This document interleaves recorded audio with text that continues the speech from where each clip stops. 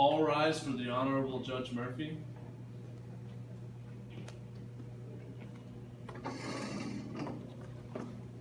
You may be seated.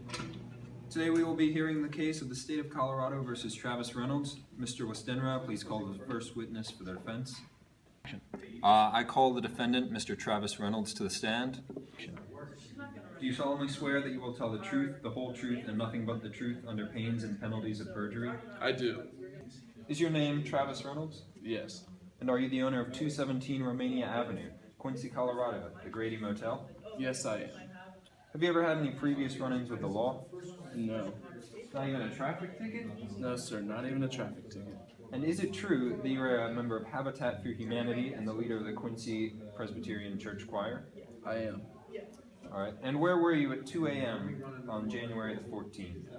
Oh, I was at the motel and I was staying late. I was doing some extra accounting duties and trying to, make sure that it was all shipshape. Did you start the fire at the Grady Motel that night that killed 12 people? No, sir, I didn't. Well, then who was it? It was a demon. A demon? Yes, a demon. He possessed me and made me lock the doors and pour gasoline in the hallway, and he disabled the sprinkler system, and he was the one who lit the match. Order! Order! Please, Mr. Reynolds, have a seat. Thanks for seeing me, Dr. Halloran. How are you feeling today, Travis? I'm feeling fine, but I miss my friends in the choir. Well, we want to get you back with them. So why don't you tell me a little bit about what happened that night? Well, it started out like any other night. I was up late doing bookwork on the finances for the Grady when I was startled by a loud thud from outside my office. In my terror, I knocked my mirror off my desk. I tried to clean up the pieces, but I cut my hand on a shard of glass. I can't stand seeing blood and gore, so when this happened, naturally I fainted. While unconscious, I dreamt that I splashed gasoline all over the motel and burned it down. When I woke up, I was lying on the ground, 50 feet from the burning motel, convulsing. After a couple minutes of this, a bright light came out of my chest and sank into the earth.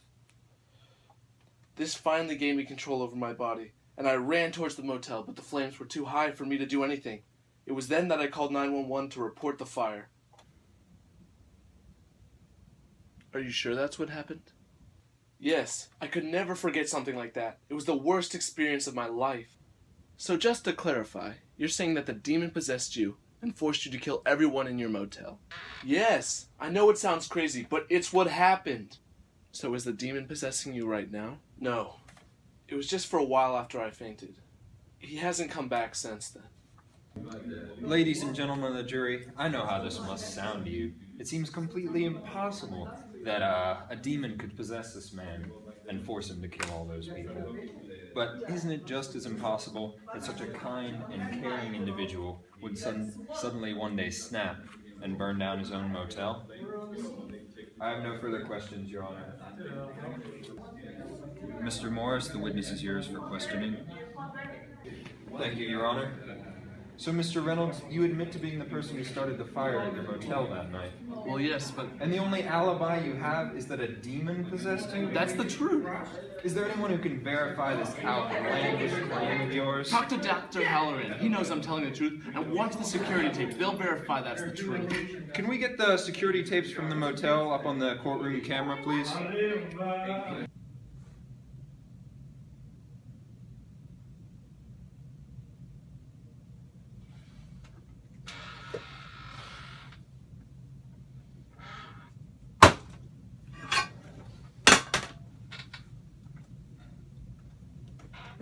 Oh, great.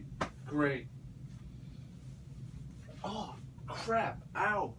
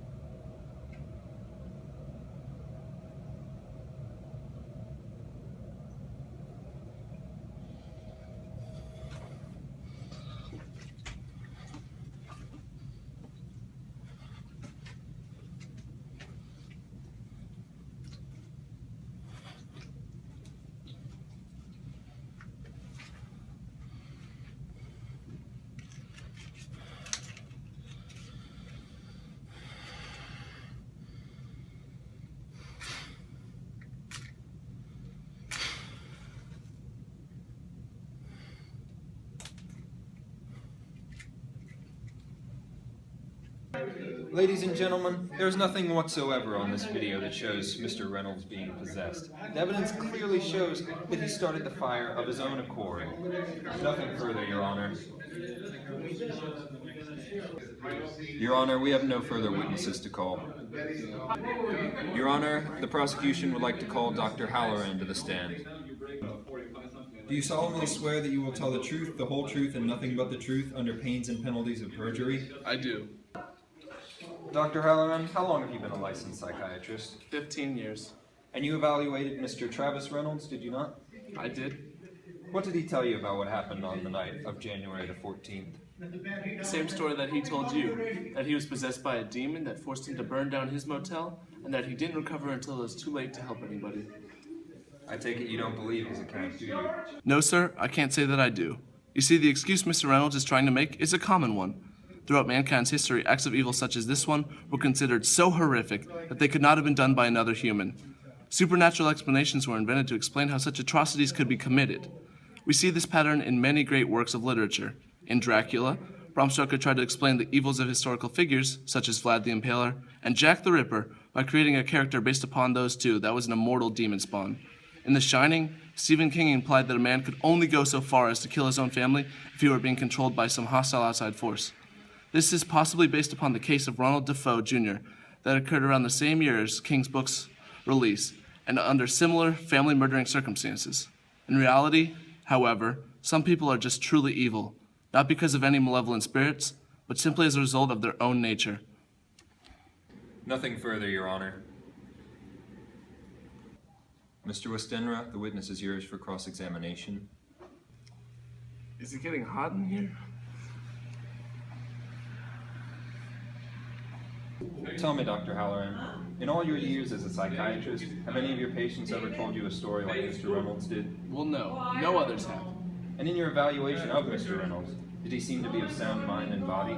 During the durations of the sessions, yes. And yet you still don't think there's any possibility that his story could be true? No, sir. I don't believe in ghosts or demons for that matter. Nothing further, Your Honor. The prosecution rests. The jury will now recess to deliberate and come to a conclusion on the guilt of Mr. Travis Reynolds. Ladies and gentlemen, please remember that your decision must be unanimous for either acquittal or conviction.